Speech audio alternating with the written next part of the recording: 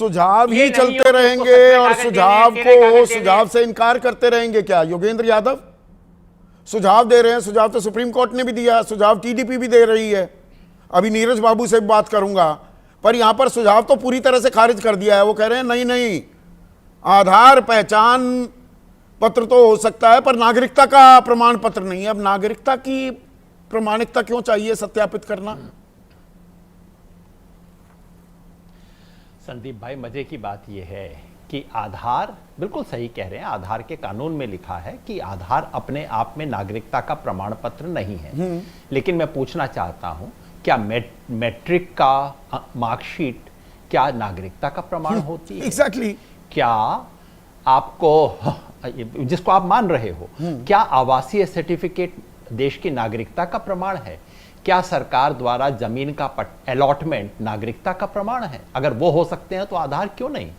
क्या ये सच नहीं है कि आधार की इलेक्शन कमीशन ने सन 2022 में इलेक्शन कमीशन के आग्रह और सहमति पर रजिस्ट्रेशन ऑफ वोटर्स रूल बदले गए और उसमें आधार को इंक्लूड किया गया? ये मैं नहीं कह रहा, ये बात जस्टिस बागची ने सुप्रीम कोर्ट में इलेक्शन कमीशन के वकील को दिखाया था कि अरे आपने तो 2 साल पहले इंक्लूड करवाया है, अब आप कह रहे हैं लागू नहीं होगा।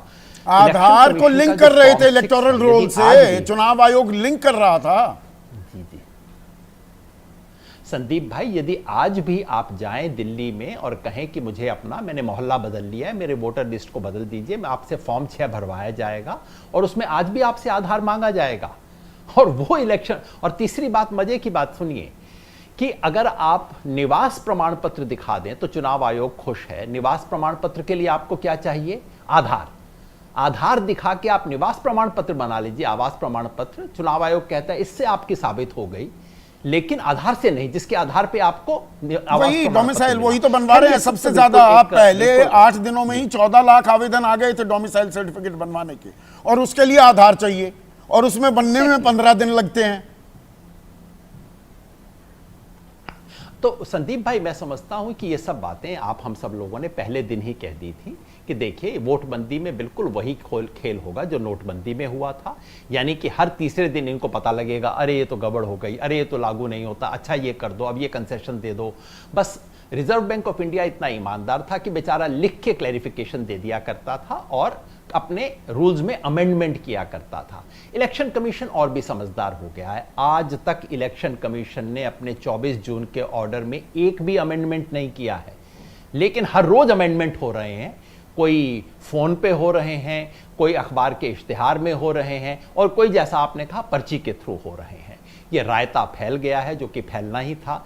ये संदीप भाई, नहीं, इसमें एक और ये फर्जीवाड़ा हो रहा है। वजाहत अली फारूकी का जो बीएलओ बेगूसराय जिले के, जिन्हें निलंबित किया गया है, ये जो ऑडियो, अब इसकी सत्यता तो हम प्रमाणित नहीं कर सकते, वो तो एफएसएल का काम है, पर अगर ये कॉन्वर्सेशन, ये वार्तालाप सही है, ये तो बहुत गंभीर सवाल हो जाते हैं कि अरे 700-800 तो कम से कम चाहिए, 1382 में से अपने हैंडराइटिंग में भर दो, फॉर्म भर दो। वो कह रहे हैं इसलिए निलंबित किया क्योंकि मैंने ये करने से इनकार कर दिया। क्योंकि पहली बार ये बात ऑडियो पे आ गई, ये प्रमाण वीडियो पे आ गया। अन्यथा ये बात तो मैं पिछले 15 दिन से सुन रहा हूं, हमारे सारे साथी कह रहे हैं, किसी का बीएलओ रिश्तेदार है उससे पूछ रहे हैं। और अगर आप इंडियन एक्सप्रेस में संतोष सिंह की रिपोर्ट पढ़ें जो 12 दिन पहले आई थी, वो लगभग आपको ये सारी बातें कह देती है। तो इसमें कोई संदेह नहीं है। मैं पूरी जिम्मेवारी से कहता हूं, चुनाव आयोग कहता है आज आपके हिसाब से कि 93% लोगों ने फॉर्म भर के भेज दिए हैं। संदीप भाई, मैं जिम्मेवारी से बोल रहा हूं और आपके नेशनल चैनल पे बोल रहा हूं, मुझे बिहार का एक गांव दिखा दीजिए। मैं कहता हूं बीजेपी वाले, बीजेपी के प्रवक्ता जो हैं, वो चुन के बिहार का एक गांव अपनी पसंद का ले लें। उस एक गांव में आप इतना मुझे दिखा दीजिए कि हां, यहां 93% लोगों को घर में फॉर्म पहुंचा, उन्होंने भर के वो फॉर्म वापस दिया, उन्होंने अपने दस्तावेज अटैच किए और उनके पास चुनाव आयोग के द्वारा तय की गई डॉक्यूमेंट। नहीं, पर इसमें योगेंद्र यादव, अगर मैं सीमांचल का जिक्र करूं, 4 जिलों का जिक्र करूंगा, 4 इलाकों का सीमांचल के, वो अररिया हो, पूर्णिया हो, किशनगंज हो, यहां पर 121% से 126% आधार कार्ड है, मतलब जितने लोग हैं उससे ज्यादा आधार हैं, तो फर्जीवाड़ा तो कुछ तो है वहां पर। उसकी सफाई हो रही है तो क्या दिक्कत होनी चाहिए वो सफाई की नहीं? दो चीजें, एक तो ये बात अपने आप में फर्जी है क्योंकि पूरे बिहार में 100% से ज्यादा आधार है, केवल सीमांचल में नहीं। सीमांचल का आपको आंकड़ा दिखा दिया गया, ये आंकड़ा आप मुंबई में चेक कर लीजिए, ये आंकड़ा आप दिल्ली में चेक कर लीजिए, आपको इससे अलग आंकड़े नहीं मिलेंगे। उसका एक कारण दूसरा है।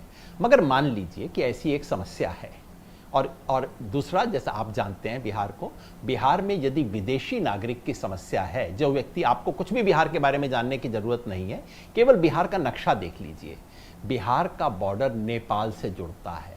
सबसे बड़ी विदेशी नागरिक की समस्या अगर है तो नेपाल से है। अगर उसको भी छोड़ दीजिए, मान लीजिए आपके पास इन 4 जिलों में आपको लगता है कि विशेष समस्या है, मैं चुनाव आयोग से पूछना चाहता हूं, ये करने के लिए आपने जब दिसंबर और जनवरी में रिवीजन हुआ, समरी रिवीजन, उस वक्त आपने इसकी जांच क्यों नहीं की? आपके पास कितने इंस्ट्रूमेंट हैं चुनाव आयोग के पास? आपके पास जितनी भी दवाइयां थी, जितने भी औजार थे, उनमें से एक का भी इस्तेमाल आपने आज तक नहीं किया है। आप मुझे बताइए कि आपने दिसंबर जनवरी में किया क्या? आपने समरी रिवीजन ठीक ढंग से क्यों नहीं और उसके किया? 6 महीने बाद ये नौबत क्यों आई? चुनाव से ठीक पहले इतनी हड़बड़ी, इतनी जल्दबाजी। बहुत बहुत शुक्रिया। ठीक है योगेंद्र यादव। नीरज बाबू पर